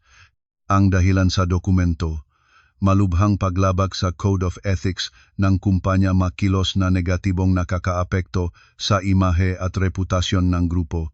Natigilan si Aldrin. Hindi niya mapaniwalaan. Noong nakaraang linggo ay isa pa siyang promising project director na iginagalang ng lahat, tinitingnan bilang isang bituin. Ngayon ay pinaalis siya ng kahiya-hiya, walang abiso, walang kahit anong bayad pinsala. Ang matibay na pundasyon ng karera na binuo niya ng may malaking pagsisikap na halos lahat ay dahil sa mga koneksyon ni Dina ay gumuho ng ganap sa luplang ng isang umaga. Alam niyang dahil ito sa ginawa ni Dina. Ang galit at put sa kanya ay umaapaw, ngunit wala siyang magagawa. Tinanggap na lang niya at dinala ang kanyang mga personal na kagamitan sa isang kahon ng karton at umalis sa kumpanya sa mga nagtatanong, bumubulong at naghamak na tingin nagamaga katrabaho. Nawala ang trabaho, nawala ang kita, nawala ang katayuan sa lipunan. Si Aldrin ay mayroon ng isang huling pag-asa lamang, si Vina at ang pamilya ng chairman ng kumpanya nito. Palabas siyang gusali, nagmadaling kinuha ang telepono at tinawagan ang kanyang minamahal. May umaasang makasandal na sasamahan siya sa pagdaan ng kahirapan. Hindi pa niya nalalaman na ang ikalawang pintuan ng impyerno ay bukas na lamang. Nagmaneho siya ng tulad ng isang baliw sa marangyang apartment, kung saan si Vina, isang apartment na siya mismo, ay nakapagbayad ng malaking bahagi ng upa bawat buwan. Iniisip ito bilang kanilang hinaharap na tahanan. Pinindot niya ang doorbell ng paulit-ulit. Puso ay punong pag-asa na ang magandang minamahal ay lalabas at yakapin siya at sasabihin, "Hindi bale, nandito na ako." Ngunit ang lumabas hindi si Vina. Iyon ay isang matangkad, maayos na lalaki, nakasuot ng mahal na silk robe. Ang buhok ay medyo gusot para na ng kakagising. Natigilan si Aldrin. Nakilala niya agad. Iyon ay si Junior Lozano, anak ng tunay na chairman ng real estate group, isang kilalang playboy, ang nagisang tagapagmana. Ang taong madalas niyang makita sa mga pahayagan ng negosyante. "Sino ka? Bakit ka nandito sa bahay ni Vina ngayong oras na ito?" Sumigaw si Aldrin. Ang selos, pakalito at pakiramdam ng pagiging traidor ay sumabog ng marahas. Hindi niya maunawaan kung ano ang nangyayari. Ngumisi ang lalaking iyon, isang ngitingang pagamak. Ang tingin niya kay Aldrin ay parabang inaabangan niya ang isang maruming insekto na abala siya sa kanyang tulog. "Bahay ni Vina, nagkakamali ka. Bahay ko ito at siya rin ay akin. Sino ka para maingay dito?" Eksaktong ng sandaling iyon, lumabas si Vina mula sa silid tulugan, nakasuot lang ang manipis na bathrobe. Ang mahabang buhok ay nakabitin. Nakita si Aldrin ng may mukha na naguluhan. Nagulat siya ng kaunti, ngunit mabilis na binawi ang kanyang malamig na tapang. "Ay Aldrin, bakit ka nandito ngayon? Sinabi ko na naman na hindi ako masaya ngayon." "Sino ang lalaking ito? Paliwanag ka." Halos sigaw ni Aldrin. Ang kamay niya ay nakaturo kay Junior Lozano na nananatiling nakatayo, may nakakaliha ng mga braso. Pinanonot ang eksena ng may pagkaalif. Huminga ng mabigat si Vina. Tila pagod na pagod ang dating niya sa presensya ni Aldrin. "Sige na, nakita mo na naman ang lahat. Hindi na ako magtataho." Ako at si Junior ay nakmamahalan at malapit na naming ikasal. Tapos na ang lahat sa atin. Tapos, ganyan lang sinabing tapos, nagsuplika si Aldrin ng walang kabuluhan. Ang aming anak ang anak na lalaki natin, nangako ka sa akin ng isang pamilya. Nang marinig iyon, tumawa ng malakas si Fina, isang tawa na matulis at matalas, parang libu-libong piraso ng salamin na nakputol sa mga tainga ni Aldrin. Anak, bobo ka ba? Wala akong bata. Lahat ng iyon ay isang dula lamang para makita kung gaano kayo kamahal sa akin, gaano kayo kahandang magsakripisyo para sa akin. Dula, bakit mo ako niloko, Vina? Natitisot si Aldrin, naramdaman niyang umiikot ang mundo sa paligid niya. Bakit? Nakaliha ang mabraso ni Fina, tiningnan siya ng may awa tulad ng isang talunan na kawawa-awa. Dahil ikaw ay tanga, naisip mo bang totoong minahal kita? Kailangan ko lang iyong pera o mas tumpak, ang pera ng iyong mayamang asawa. Kailangan mo akong gamiting tulay para makapasok sa mundong ito. Ngunit ngayon, tingnan mo ang iyong sarili, nawalan ng trabaho, walang pera kahit kaunti, hindi man lang katapat ng kahit isang sulok ni Junior. Anong halaga pa ba ang mayroon ka para patuloy pa akong magganap? Ang bawat salita ni Fina ay walang habas na sumugat tulad ng mga talim na kutsilyo na naktumbok diretso sa pusong nakdurugo na ni Aldrin. Nakatayo siya ng walang galaw, hindi makapagsalita. Ang babaeng pinabayaan niya ang buong pamilya. Ang moral na prinsipyo ang babaeng itinuturing niyang kinabukasan, ang lahat. Lumabas na ito lang ang pagtingin niya sa kanya, isang laruang kasangkapan, isang instrumento para samantalahin at itapon ng walang awa. Siya ay natraidor ng mas masakit at mas kahiya-hiya kaysa sa paraang nitraidoran niya si Dina. Lumabas ka na. Nagsalita si Junior Lozano ng mayutos. Ang boses ay nagputol sa baliktad na pag-isip ni Aldrin. Huwag mo akong pilitin pang tawagan ng seguridad. Pangit ng tignan. Lumingon din si Fina ng walang anuman sa kanya, kinuha ang kamay ng bagong kasintahan at pumasok sa loob ng bahay. Bumaksak ang pinto ng malakas sa harap ni Aldrin, isang tunok na tuyo at tiyak na nagsara sa kanya sa labas kasama ang malupit na katotohanan at walang hanggang kahihiyan.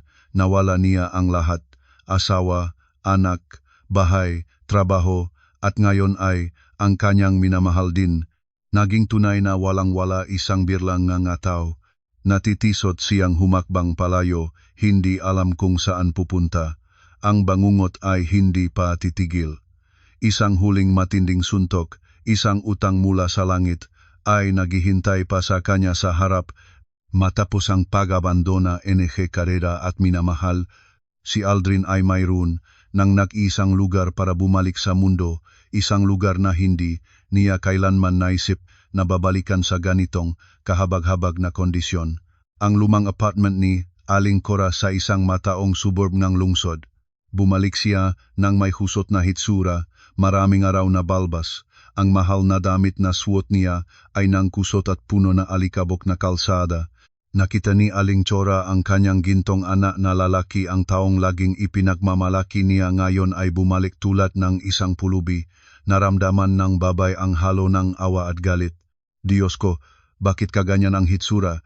Nasaan si Fina? Nasaan ang pamilya nito? Bakit mo sila pinabayaang ganito ka? Ang magina ay umupo sa maliit, mahalumigmig at makulimlim na silid ng apartment. Ang hangin ay mabigat at madilim. Nagpapakita ang sisi sa isa't isa sa kapalaran at higit sa lahat nagpapakita ng sisi kay Dina. Itinuturing nilang si Dina ang pinakmulan ng lahat ng kalamidad. Iniisip nilang si Dina ang nanlilinlang. Lahat ay dahil sa babaeng iyon, kinaaway kaniya. Isinilid kaniya sa bitag, sumigaw si Aling Cora, ang luha ay dumadagsa. Si Aldrin naman ay nakaupo ng tahimik, ang walang buhay na mga mata ay nakatingin sa basag na dingding. Alam niya na si Dina ay naglantad lang ng katotohanan, ang nagpadpad sa kanya sa kaibaybayan ay si Fina at ang kanyang sariling katakawan. Ngunit hindi niya maatim na tanggapin iyon, mas madali ang magsisi kay Dina. Hindi pa nila napaktanto na ang kanilang katakawan at kawalang katapatang loob ang tunay na dahilan ng lahat. Sa kabila ng kanilang pagiging desperado at pagkapot, kumatok ang isang tagadala ng sulat sa pintuan. Ibinigay niya kay Aling Cora ang isang puting sobremula sa bangko.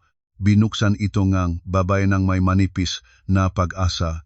Marahil isang magandang notifikasyon kaunting seguridad na pra o kahit ano. Ngunit nang mabasa ang masalita sa loob, ang kanyang mukha ay namutla tulad ng papel, ang mga kamay ay nanginginig, ang papel ay nahulog mula sa kanyang mga kamay at lumipak sa sahig. Ano-ano ito? Utang? Saan nanggaling ang utang na ito? Yumukot si Aldrin at kinuha ang papel, binasa ang sulat. Ang mga mata niya ay humina. Ang pagkabigla ay muli niyang binuksan sa isang tao na halos sira na. Iyon ay isang opisyal na abiso ng utang mula sa bangko. Ipinabatit ng bangko na ang personal na loan na may halagang PHP 500,000 na nakalagay sa pangalan ni Ginoong Aldrin Salcedo ay umabot na sa unang bayad ng interes dahil sa pagpalyang pagbabayad. Ang buong utang ay classify bilang bad debt at magsisimula ang bangko ngang legal na proseso para sa pagbawi ng utang, PHP 500,000. Wala akong nanghiram, hindi ko pinirmahan ang anumang loan paper, hindi ko alam ang utang na ito. Bumalikwas si Aldrin at sumigaw sa kanyang ina. Ang boses ay punong pagkabigla at silang dalawa ay natigilan. Isang maliwanag na alaala na halos malimot na at puno ng kamatayan ay biglang kumislap sa kanilang isipan. Ang stek ng papeles na ibinigay ni Dina para pirmahin ni Aldrin, bank loan documents para sa proyekto. Naisip nila na ito ay mga papeles para sa pagmamortgage ng bahay.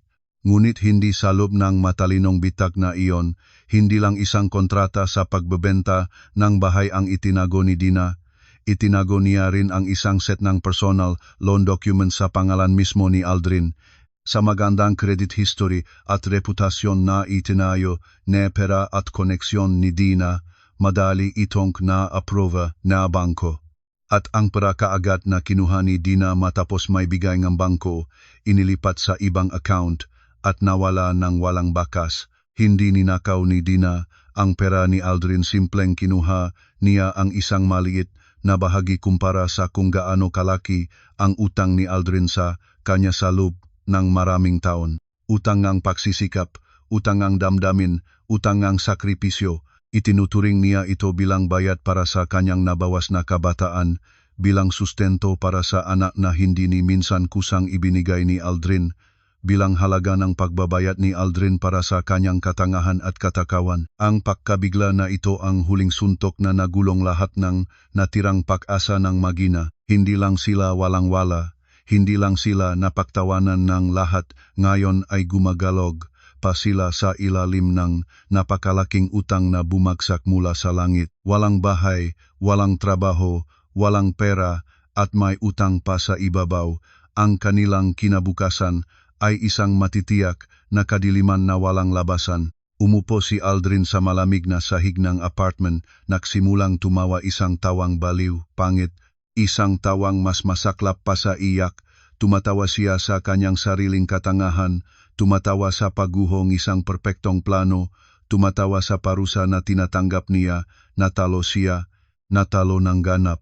Natalo sa kamay ng asawa na lagi niyang hinahamak ng taong naisip niya na madali niyang maiwan tulad ng isang lumang gamit. Bahagi 5. Habang si Aldrin at ang kanyang ina ay lumulubog ng malalim sa putik ng utang at kawalan ng pag-asa, nagwawala laban sa mga abiso ng bangko at nagtitiis sa pagama ng lipunan, ang buhay ni Dina at si Ana ay nagbubukas sa isang bagong pahina na puno ng liwanag at kapayapaan. Ang diborsyo ay nagaganap ng mabilis at maayos kaysa sa inaasahan ni Dina.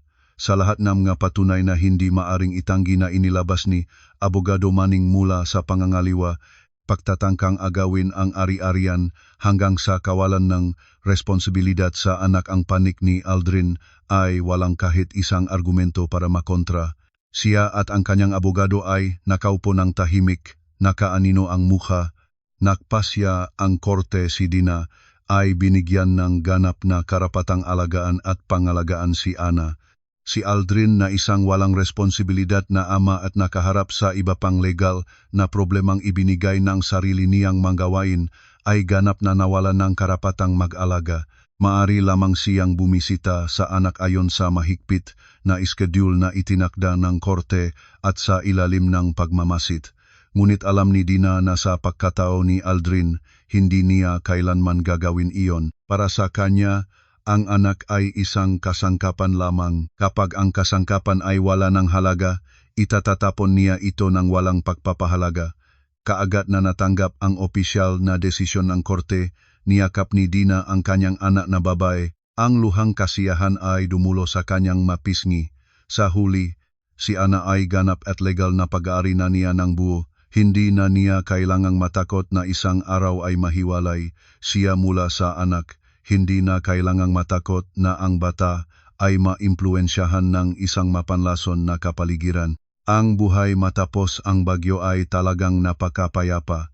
Hindi siya nagmadaling sumabak sa isang bagong relasyon o isang napakalaking business project para patunayan ang kanyang sarili. Alam niya na ang pinakakailangan niya at kang kanyang anak ngayon ay oras para gumaling at para itayo ang isang bagong buhay mula sa mga batong katapatan. Inukupan ni Dina ang lahat ng kanyang panahon para kay Ana para bayaran ang anak para sa mga sugat sa puso at kakulangan ng pagmamahal na kailangang tiisin ng bata sa mahabang panahon. Dinala niya si Ana sa iba't ibang lugar mula sa madalampasigan na punong araw at hangin ng Boracay at Palawan hanggang sa magagandang lugar sa Baguio.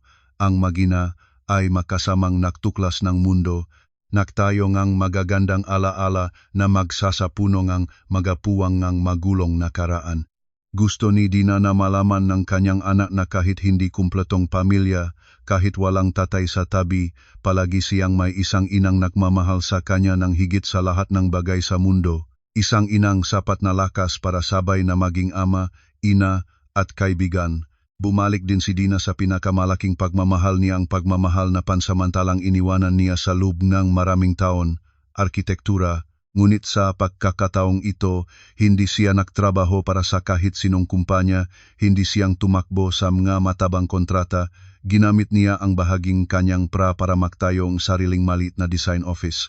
Isang maliit ngunit maganda at mainit na espasyo na puno ng pagkamalihain.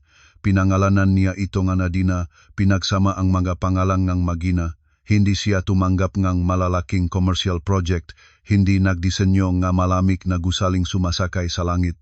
Nakatuon siya sa mga proyektong may mas malalim na kahulugan para sa komunidad. Nagboluntaryo siyang magdisenyo ng libre para sa mga bahay nga pamilyang nangangailangan, mapaaralan sa mga malalayong lugar, malibraryng komunidad. Gusto niyang gamitin ang kanyang talento at kaalaman para lumikha ng mga espasyong talagang may kabuluhan para dalhin ang kasiyahan at pag-asa sa mga taong nangangailangan. Ang trabaho ay hindi nagbigay sa kanyang napakalaking kita, ngunit nagbibigay ito sa kanyang ang kasiyahan, kapayapaan, at isang pakiramdam ng pagiging kapakipakinabang na hindi mabibiling ang pera. Nahanap na niya ang kanyang sarili. Si Dina Santos, isang malaya, malakas at mapagmahalang tao. Paminsan-minsan, sa pamamagitan ng ilang lumang kaibigan, nakakatanggap siya ng balita tungkol kay Aldrin at si Aling Chora. Sinasabi nila na para mabayaran ang utang sa bangko at iba pang obligasyon, kailangan nilang ipagbili ang lahat ng natirang ari-arian. Mula sa isang maayos na direktor, si Aldrin ay ngayon ay nagtatrabaho sa iba't ibang trabaho para mabuhay, mula sa pag-angkat-angkat sa palengke hanggang sa pagtakbo and ride-hailing motorcycle. Ang dating maayos niyang hitsura ay napalitan ng kahirapan at pagod. Si Aling Chora naman ay lalo nang nagtanda, ang kalusugan ay bumagsak. Maghapon ay nakaupo sa maliit na silid ng apartment at nagrereklamo sa kapalaran. Binabastos ang Dina at kinukumusta si Dina. Sila ay nagbayad ang napakataas na presyo para sa lahat ng ginawa nila. Wala na si Dina ng put, walang kasiyahan, mayroon lamang siyang isang kawalang pagpapahalaga. Ang kanilang buhay, ang landas na kanilang pinili, wala ng kaunayan sa magina. Isang hapon ng katapusan ng linggo, ang gintong liwanag ay parang umagos na pulot sa maluwag na balkonahe ng penthouse apartment. Nakaupo si Dina sa isang rattan swing, hawak ang isang aklat tungkol sa contemporary architectural art. Banayad na inaangat ang tingin niya upang mapanood ang anak na masayang nagko-color sa maliit na mesang kahoy na malapit doon. Si Ana ngayon ay isang masaya, maliksi at napakakumpiyansang bata. Wala nang kahit anong katahimikan o pagkatakot o pag-iingat na tulad nun nang nakatira pa sila sa lumang bahay. Sa bagong internasyonal na paaralan, mabilis niyang naayon ang sarili, isang nangunguna, minamahal na mga guro at mga kaibigan. Ang malinaw at walang malay na ngiting bata ay ang pinakamagandang musika, ang pinaka-epektibong gamot para sa lahat ng sugat sa puso ni Dina. Sa pagtingin sa anak, puno ang kanyang pusong isang payak ngunit malalim na kaligayahan. Ang maraming taon ng kasal ay nakturo sa kanyang isang napakamahal na aral ngunit nakatulong din sa kanya na makilala kung ano ang pinakamahalaga sa buhay. Hindi iyon pera, hindi katanyagan, hindi mga walang kwentang papuring ang ibang tao kundi ang kapayapaan ng kaluluwa, ang mamuhay ng tunay, at ang ngiting ang kasiyahan ng mataong talagang mahal mo. Tumunog ang telepono si Abogado Manning. Binabati kita, Dina. Ang kaso ni Aldrin ay may panghuling resulta na. Sa lahat na patunay na hindi maaring itanggi, kailangan niyang tanggapin ang nararapat na parusa para sa panloloko at pag-agaw ng ari-arian. Ang babaeng si Vina ay hindi rin nakatakas sa pagkakasala ng pagiging kasabwat na isagawa ang hustisya ng ganap. Bahagya siyang nagpasalamat at ibinaba ang telepono. Ang balitang iyon ay hindi na nakagagambala sa kapayapaan niya. Lahat ay talagang natapos na, isang katapusang makatarungan at kinakailangan. Ang nakaraan ay naibigay na sa tamang lugar nito tulad na isang kabanata nga aklat na nabasa na, isang aral na natutunan para ganap siyang makaabante ng may maluwag na puso. Hindi na siya ang traidong, asawa na alam lang umiyak, at hindi na siya ang kilalang arkitektong naghahanap ng papuri. Siya ay simpleng si Dina, ina ni Ana, isang babaeng naglakas loob na tumayo mula sa mga abong ang panlilinlang para hanapin ang kanyang sarili. Napatunayan niya na ang katahimikan ay hindi kailanman nagpapahiwatig ng kahinaan. Mari itong maging pagluluto para sa isang bagyo, paghahanda para sa isang kahangahangang pagbabago, at kapag ang isang babae kahit gaano siya kaamo kapag naitulak sa dulo ng kanyang pagtitiis at nagpasyang tumayo gamit ang kanyang talino at tapang, hindi lang niya mababawi ang lahat ng sa kanya kundi maaari pa siyang magtayo ng isang kinabukasan na mas maningning kaysa nakaraan. Ngumiti si Dina, isang ngiting talagang payapa at malaya. Ang hangin mula sa dagat ay pumasok, nagdadala ng banayad na amoy ng sampaguita mula sa maliit na hanging garden. Ipinagsara niya ang kanyang mata, huminga ng malalim. Alam niya na ang bagong landas ng magina, isang landas na punong araw at bulaklak, ay nagsimula pa lang. Mahal na mga mambabasa, at gayon ay natapos ang isang paglalakbay na punong bagyo na may matinding mga emosyon mula sa kaibaybayan ng kahihiyan at sakit hanggang sa rurok ng isang kahangahangang pagbabago. Matapos ang kasiyahan ng isang perpektong pahihiganti, ano ang nananatili sa atin? Ang unang aral tungkol sa hangganan ng sakripisyo at kahalagahan ng pagprotekta sa sariling halaga. Ang sakripisyo ay tulad ng tubig kapag dumumi sa isang lupain na nagpapahalaga, magiging pinagmulan ng mabulaklak. Ngunit kapag dumumi sa isang disyertong katakawan at pagpapalabas ng pag-ingat, maubos lang ito ng walang kabuluhan. Ang ikalawang aral, huwag kailanman humusga sa isang tao sa kanyang hitsura at palaging maging alerto sa harap ng mga matamis na salita. Ang totoong halagang isang tao ay hindi nakasalalay sa kanyang damit, sasakyan o matatamis na pananalita kundi sa kanyang pagpapahalaga, sa kanyang katalinuhan, sa kanyang katapatan. Ang ikatlong aral, ang lakas ng katahimikan, talino at paghahanda sa pagharap sa krisis. Si Dina ay hindi sumigaw, hindi nagbasag ng gamit, pinili niya ang katahimikan. Hindi ito kahinaan, ito ay pagmamasid.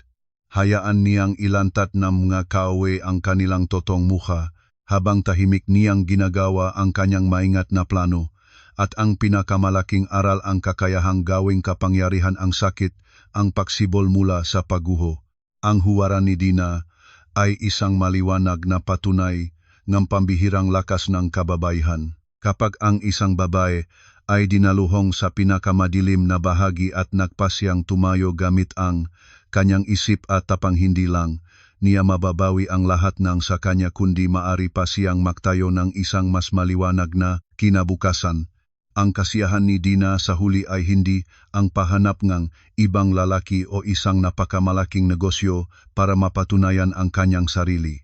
Ito ang paghanap ang kanyang sarili, ang kapayapaan sa tabi ng kanyang anak at sa makabuluhang trabahong kanyang sariling itinatayo. Ito ang mensahe na punong lakas.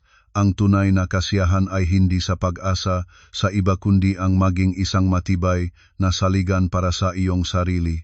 Umasa kami na sa pamamagitan nega paglalakbay na ito kasama si Dina, ang bawat isa sa inyo ay makakakitang sarili sa salamin at makakakitang lakas na naghihintay na sa loob ng bawat isa.